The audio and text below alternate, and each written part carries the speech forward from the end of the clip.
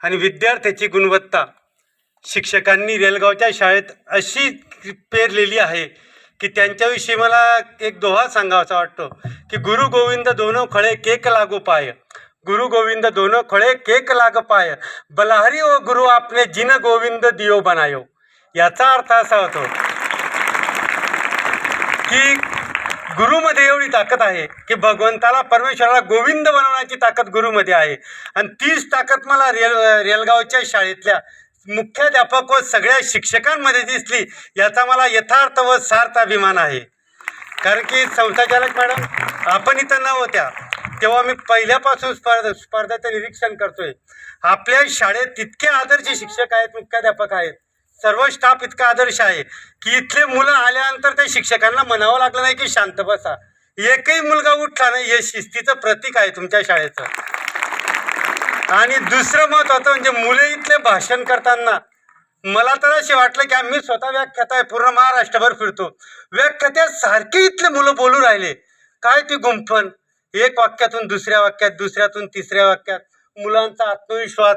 इथले शिक्षक फारच आदर्श आहेतच असं म्हणावंच लागेल. मुख्याध्यापक व शिक्षकांसाठी जोराच्या टाळ्या वाजवा.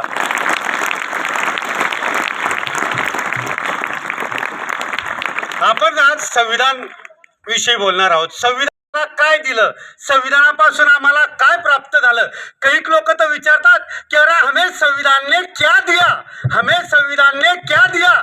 जब कुछ बेवकूफ हमें पूछते हैं कि हमें संविधान ने क्या क्या दिया, तब हम कहते हैं कि अरे मेरे संविधान का करिश्मा तो देखो, अरे संविधान का करिश्मा तो देखो, एक चाय बेचने वाले को पंतप्रधान बना दिया.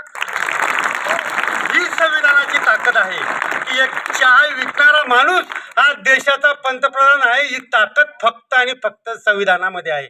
पूर्वीचा काळ असा होता की राजेशाही होती. राजाचा पोरगा राजा व्हायचा, तो ज्याच्याकडे पैसा तोच पाटीलकी करायचा. संविधानामुळे सगळे सेम झाले. लहान्यापासून तर मोठ्यापर्यंत, छोट्यापासून तर म्हाताऱ्या माणसापर्यंत, गरीबमध्ये फिरणार रस्त्यावर चालणाऱ्या माणसापासून ते मर्सडीमध्ये फिरणाऱ्या व्यक्तीपर्यंत प्रत्येक जण निवडणुकीच्या दिवशी एकाच लाईनीत उभा राहतो. ही संविधानाची ताकद आहे की सगळे समान आहेत. आणि ती समानतेची ताकद आपल्याला आपल्या शाळेत आज जाणवते आहे की जो विद्यार्थी बोलतोय, विद्यार्थ्यामध्ये आत्मविश्वास आहे. आज सगळ्या मुली इथं बसलेल्या आहेत ते फक्त आणि फक्त संविधानामुळे आणि फुले, शाहू आणि आंबेडकर यांच्या विचारामुळे. पूर्वीची परिस्थिती अशी होती की पूर्वीच्या काळाचा जर विचार केला ना तर स्त्रियांना चूल आणि मूल सोडून घराबाहेर जाण्याचीच परमिशन नव्हती. त्याबरोबर चूल मूल तर सोडा हो, स्त्रियांना घराच्या बाहेर जाऊन बोलण्याची परमिशन नव्हती. आणि आज तुमच्या शाळेत तुमच्या संस्थाचालकांच्या पत्नी ज्या बसलेल्या आहेत, मॅडम बसलेल्या आहेत किंवा तुमच्या मॅडम सूत्रसंचालन करत आहेत, हीच ताकद शाहू फुले आंबेडकरांची आहे आणि त्यांच्या विचारांची आहे की त्यांच्यामुळे सगळ्या मुली तुम्ही आज इथं बसलेल्या आहात. जर इथं राहिला नसताना, संविधान राहिले नसते, समानता राहिली नसती, तर आज तुम्ही इथं राहिले नसते. संविधानात डेमोक्रेसीची व्याख्या आहे for the people, of the people, by the people. People create a constitution for them. लोकांनी, लोकांसाठी, लोकांमार्फत चालवलेलं राज्य म्हणजे लोकशाही होय. आणि लोकशाही ही भारताची ताकद आहे. ह्या ताकदीचा जर विचार केला तर आपण त्याचा उपभोग आणि उपयोग योग्य रीतीने घेतला पाहिजे. जर तुम्ही लोकशाहीला समजून घेतलं, स्वातंत्र्याला समजून घेतलं, समानतेला समजून घेतलं आणि त्याच्याबरोबर आपले संविधानात हक्क आणि कर्तव्य काय आहेत ते जर समजून घेतलं तरच आपण आदर्श लोकशाही प्रस्थापित करू शकू आणि आदर्श जीवन जगू शकू.